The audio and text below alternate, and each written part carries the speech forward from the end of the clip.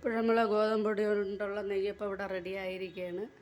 നല്ല സൂപ്പർ നെയ്യപ്പമാണ്. ഇത് ഞാനൊന്ന് മുറിച്ച് കാണിച്ചു തരാം. ഇതാ നല്ല പോലെ വെന്ത് എല്ലാം കണ്ട നല്ലപോലെ വെന്ത് നല്ല പൊള്ളയായിട്ട് നല്ല ടേസ്റ്റിയായ നല്ല നെയ്യപ്പമാണ് നമ്മൾ റേഷൻ കടയിലെ ഗോതമ്പ് പൊടി കൊണ്ട് ഉണ്ടാക്കിയ.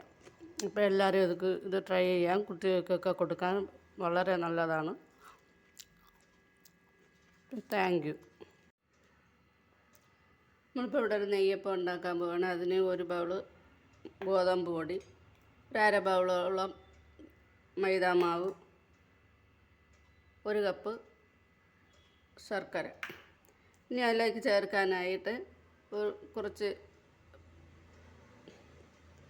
എള്ള്, ചുക്ക്, ഇത് ഏലക്കാപ്പൊടി.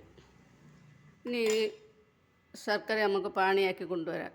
ഇപ്പോഴും ഓരോന്നായിട്ട് നമുക്ക് ഈ ബൗളിലേക്ക് ഇടാം. ഗോതമ്പ് പൊടി ആദ്യമേ ഇട്ട്, മൈദാമാവിട്ട്, ഞാൻ കുറച്ച് ഉണക്ക തേങ്ങ ഇവിടെ അരിഞ്ഞെടുത്തിട്ടുണ്ട്. അപ്പോൾ ആ തേങ്ങ ഇങ്ങോട്ടിട്ട്, ഇനി ഏലക്കായും ചുക്കും ഇതും കൂടെ എള്ളും കൂടെ ഇട്ട്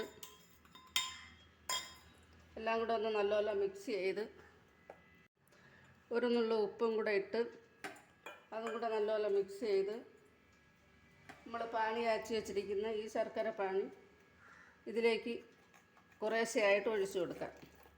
ഒഴിക്കുമ്പോഴത്തേക്ക് ഇത് കലക്കിക്കൊണ്ടിരിക്കണം. ചെറിയ ചൂടോട് കൂടിയാണ് ഞാൻ ഒഴിക്കുന്നത്. അങ്ങനെ നല്ലതുപോലെ മിക്സാക്കി എടുത്തിട്ടുണ്ട്. ഇത് നല്ലപോലെ ഇതിനി 10 മിനിറ്റ് റെസ്റ്റ് ചെയ്യാൻ വയ്ക്കാം. 10 മിനിറ്റല്ല, ഒരു അരമണിക്കൂറോളം റെസ്റ്റ് ചെയ്യാൻ വയ്ക്കാനും. എല്ലാവരും ആ ചാനലൊന്ന് സബ്സ്ക്രൈബ് ചെയ്യണേ.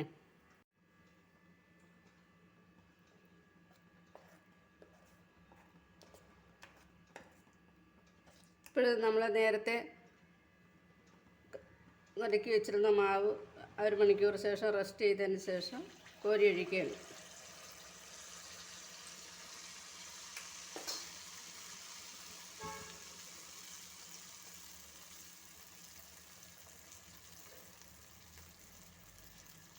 ഇതിന് നമുക്ക് തിരിച്ചിട്ട് കൊടുക്കാം. ഇപ്പോൾ ആ ചാനൽ എല്ലാവരും ഒന്ന് സബ്സ്ക്രൈബ് ചെയ്യണേ പ്ലീസ്. ഇപ്പോൾ ഞാൻ ഈ രണ്ടാമത്തെയും കോരി ഒഴിച്ച് അതിന് തിരിച്ചിട്ട് കൊടുക്കാം.